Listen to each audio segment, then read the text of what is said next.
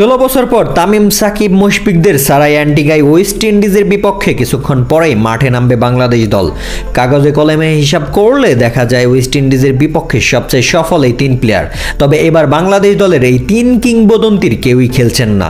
মাহমুদুল্লাহ রিয়াদ তো আগেই নিয়েছেন অবসর।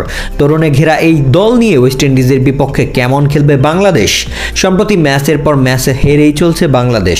হারার বৃত্তে ঘোরপাট খাওয়া দল ওয়েস্ট ইন্ডিজের মাটিতে জয়ের দেখা পাবে কিনা তা নিয়ে সন্দিহান ক্রিকেট ভক্তরাও।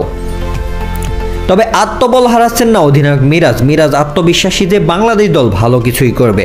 অ্যান্টিগায় বাংলাদেশ দল এর আগে কখনোই জিততে পারেনি কোনো ম্যাচ। তবে এবার মিরাজ শরীফুল তাসকিনরা অ্যান্টিগার মাটিতে জয়ের চারা রোপণ করতে চায়। তামিম সাকিব মুশফিক ছাড়াই জয় ছিনিয়ে আনার প্রতিশ্রুতি অধিনায়ক মেহেদী হাসান মিরাজের।